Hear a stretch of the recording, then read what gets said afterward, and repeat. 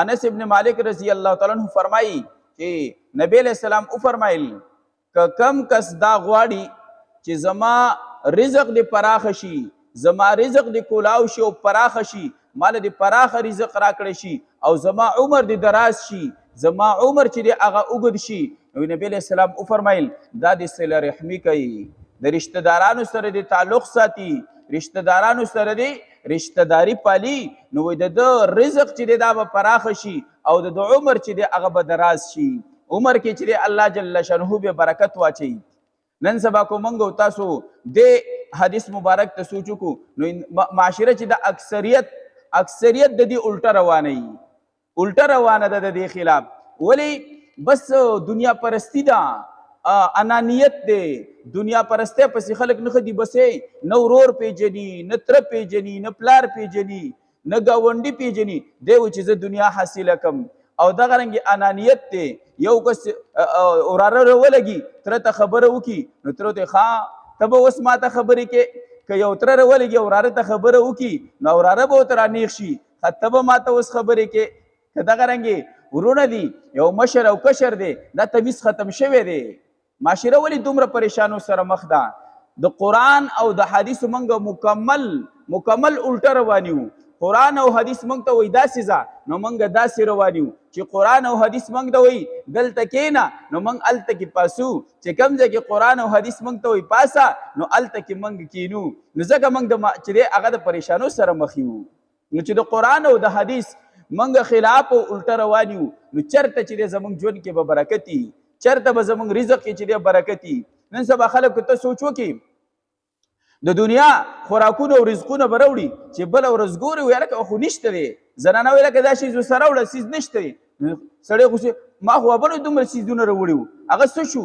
دومره وړه مې راوړي وو، دومره مې خوراک نور اشیا راوړي وو، هغه څنګه دومره زر ختم شو؟ ولې برکت پکې نشته، برکت پکې نشته دی.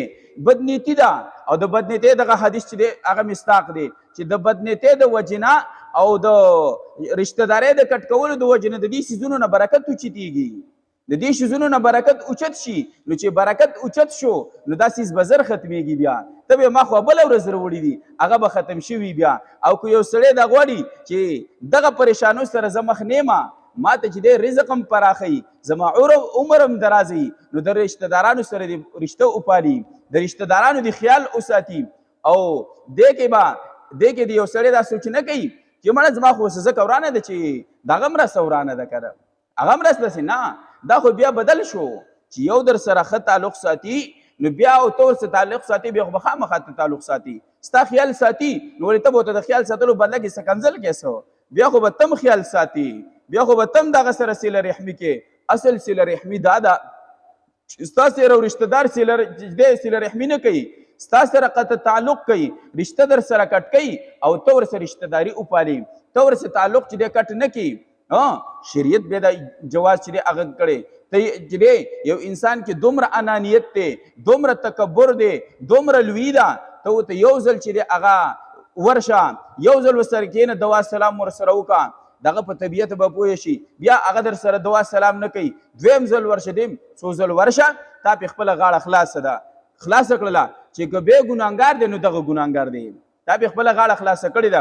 حالانکې حدیث مبارک کې راځي نبی علیه السلام فرمایي یو مؤمن بنده د بل مؤمن بنده سره د 3 ورځو نه زیات قطع تعلق وکړو، 3 ورځو نه زیات ورانه ورسره وکړله نو د یو فرض عمل هم نه قبلیږي، یو فرض عمل هم نه قبلیږي.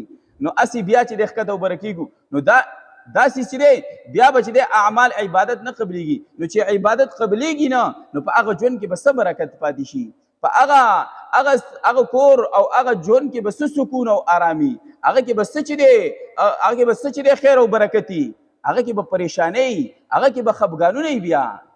نو دا دی چې د صلې رحمۍ تعلق دا دی چې د صلې رحمۍ تعلق چې دی هغه مؤمن بنده وساتي. او بل حدیث مبارک کې راځي هم د دقه متعلق بل حدیث دی چې کوم یو مؤمن بنده د بل مؤمن بنده سره د 3 ورځو نه زیات قطع تعلق وکړي، دی اوس مخامخ راځي او دوا سلام د یو بل سره نه کوي، نبی علیہ السلام فرمایي وایي د اعمال عبادت د قبولیت دپاره د ده سر نه یو لویشه هم بره نه ځي، دغلته کې پاتې کیږي نو ما ته د بیا نن سبا په دې احادیثو مبارکو باندې سوچ وکړو او خپل چاپېرچل خپل چم ګاونډ ته دې سوچ وکړو چې کور په کور باندې ګاونډ په ګاونډ باندې څومره بدنیتیانې دي.